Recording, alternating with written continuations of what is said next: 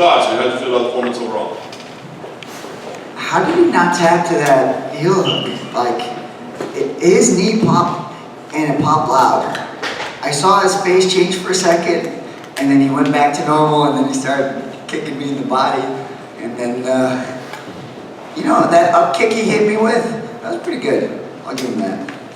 That's my thought on the fight so far. Fair enough. Did you go in intending to grapple as much as you did? I mean, obviously he's pretty dangerous there. Did you want it to be such a grappling heavy contest? At first, you know, I had prepared for the stand-up. It was gonna be, I was just gonna, you know, show the world that, like, it doesn't matter who it is in terms of stand-up, but I also told you, you know, I want to be a champion. And to be a champion, you got to be able to stick to the game plan. It's not always being a bonus fighter. And you know, I mentioned that before, and I really felt like that I had such a big advantage in the grappling. And then after the first round, like, at the end of the first round, I felt his arms tired. And I just said, why am I going to strike with this guy if I have such an advantage here? Obviously, the crowd tonight was very much in favor of Tony. I mean, you could tell that from the beginning. But then, you know, you got pretty thoroughly booed afterwards. I mean, what were your thoughts on that? Was that, I mean, you just have to understand because it's Tony Ferguson, or did you take that a little personal? No, it's not personal. But I will say this: they better not be fickle. The same fans that just cheer Tony on like that, they better cheer for him every single fight. I better not see those stupid comments about Tony. He's done, he's this, he's that. You know, you're gonna support him throughout his whole career. Don't support him just for the day, and now that he's not doing well, like, forget about him. So that's the only thing, man. If you're gonna be a Tony fan, be a Tony fan for life. I don't want to see that crap about him, this and that. I see so many negative comments online, man. It just makes you want to stay away from it. That's awesome, man. Did you get a chance to take in the title fight at all? Obviously, the lightweight belt was on the line. Did you get to watch any of it? I didn't actually. I only saw the finish, and only for a bit. I didn't see what happened. I didn't see the takedown either in the first round. So I'm gonna definitely watch it, obviously. Last thing for me, I know you're taking some time off, you know, you got the baby coming soon. I guess because you know you need a few months off, I mean, are there names that make sense to your fights, or you have to wait and see how things play out while you're off? Because, you know, you're not normally calling out type, but it worked last time for you. We got to see how the landscape changes in the next couple of months. You know, there's Dustin is fighting Connor, big fight, obviously, possible #1 contender. Justin the Scared Man, Gagey, is... He's on deck and he wants blood, so he's out there. I'm trying to think who else is there. Islam is fighting Thiago Moises. I don't get that fight, but I guess he couldn't find anybody. I think Islam is up there. He's a contender, so we just got to pay attention to who's going to be there available for me. And I'm thinking like either December or next year. We didn't get a chance to speak to Tony tonight, but you said you heard his knee pop. If you had to guess, what sort of damage is he carrying right now? Oh man, I don't even want to guess, man. I hope nothing happened to his knee, because that's where your ACL goes. When you go for a heel hook and it pops like that, your ACL could be gone. And I know he's a superhuman, and we've heard it over and over again, but I don't want that on anybody. I don't want that recovery for him. I hope he's fine. When he didn't tap, but he did grimace in pain, I don't know if he yelled, but he certainly showed the pain in his face. What's going through your mind when he's not tapping to that? Okay. Shock is the first thing, but I'm like, I saw him grimace, and then I went for the same thing, and he just zombie mode and started kicking me. I fine, I'll come on top, you jerk. That's how I was thinking. I'm like, man, let's just end this. But nah, he's like, no, I'm good. Let's just continue this crap. I'm like, all right. Do you think there's anyone else in the UFC who doesn't tap in that situation? I don't know. It popped pretty bad. I mean, more power to you. I hope I could do that if it's necessary. Obviously at the press conference he kind of came at you a little bit, it came at everyone really. But you guys sort of had a moment in the cage together after the fight. Was there any hard feelings? You guys get to clear the air at all in there, or what was said? No, man. I get it. Tony's fought for everything he's ever gotten. He's had to dig deep, and He's had such a crazy career. He had the best streak in the lightweight division, and then he never even got the title. You know, I get the bitterness. I get why he's bitter, but like, why I can't hold anything against him. I got a little upset because he said something about Justin, and you know, you guys don't understand how kind Justin has been to me. He thinks I went out to Justin first. Justin, like, before he was in the UFC, he was WSOF, right? That's how you say it. World Series of Fighting champion, and he ran errands for my wife and I, and he bought us groceries. And then when I was on my slump, when I was like struggling, I was gonna fight Thiago Moises, and I hadn't won in 2 years. He obviously lets us into his gym to train, and I was like, man, this is great. Onyx, beautiful gym. I was like, awesome. And then he's like, oh yeah, what are you doing for training? I was like, oh, we're gonna do some MMA grappling today. He's like, oh cool, I'll jump in. And at first I was like, man, I'm like 10 days out, a little bit stressed out about it. He jumps in, he just lets me beat him up. He literally just let me beat him up for the whole, I think I did 2 rounds with him for the whole 10 minutes. Like, he didn't need to do that. I know he's better than that. I know he could have, you know, he could have put it on me too, but just to help me build my confidence, he did that for me. So that's one of the reasons why, like, I got a little upset at the press conference. But and obviously Ollie, I love Ollie. Ollie's been so good to me. He's taken care of me all, you know, my whole career. So those are the things. But you know, you look at it afterwards, and you're like, I'm just being a baby. Just get over it. Understand where he's coming from. Get over it. Thank you. Thank you, Beneil.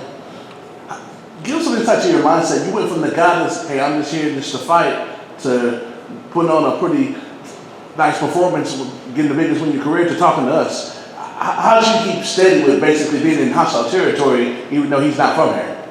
It was, I don't know how to explain it. You know, you know, people know the story of David and Goliath, right? But people don't know this. Before David fought Goliath, all of the Goliath people, the Philistines, they were screaming for him. They were just like, Goliath, Goliath. They were just chanting his name. So I just thought to myself, it's just another day for me, man. Like, the victory is the Lord's. Let's see what happens. Let's go.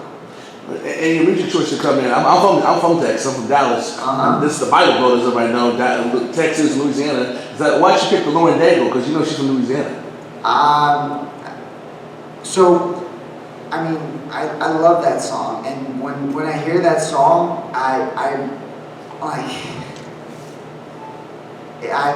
break down a little bit. Like like, you can be the toughest guy in the world, but when you understand grace, it breaks you down, and that song does it for me. So I don't need to be the toughest person in the world, you know. I don't need to be a savage. I need to be a servant. I need to be a servant in all the things I do. But for those 15 minutes in that octagon, I get to be a selfish savage. And the Lord uses even that. But before I go out for that, I need to be reminded that this is my 15 minutes of selfishness. In reality, I'm a servant now. How much did you being a southpaw get Tony problems? Because it seemed like he never figured it out, and you would tag him all night. I think after the first takedown, he just, you know, I know he's the cardio king, and he has great cardio, but like the lactic acid was going hard. He just didn't have the same speed after the first round. And final question for me, I know we have no control of the rankings, so I don't even know what these people are, but do you walk around now when you have your kid, congratulations on that, as a top, do you feel like, hey, I'm a top 5 fighter, I'm in that crew now, I'm one of those guys? Nah, man, I don't care. I just, in reality, in terms of fighting, I'll be honest with you, the only thing I want to do is I want to fight, and I want to fight the best people in the world. You know, like those 15 or 25 minutes inside that octagon, I don't care about broken bones, I don't care about blood, I don't care about like anything. I get to just disappear, and I can't believe the Lord will even use that. Like the most selfish part of me, the worst part of me, the Lord will use that, and He'll even be glorified in that. So I'm just grateful for that I can have those 15 minutes, I can have those 25 minutes. It's just my joy.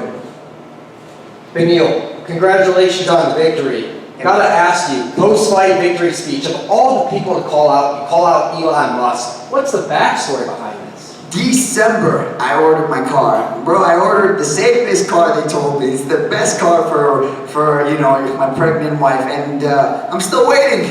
Elon, bro, what's the deal, man? You told me March. We're coming up in June. I want my car. Come on, bud. I know, big fan, but this is disrespect. Was part of the strategies going for the takedown? Were you surprised how easy it was for you to get what you wanted? Yes and no. I like after the first takedown, I was like, oh man, surprised. I was a little bit surprised, but then I just remembered I wrestled so much.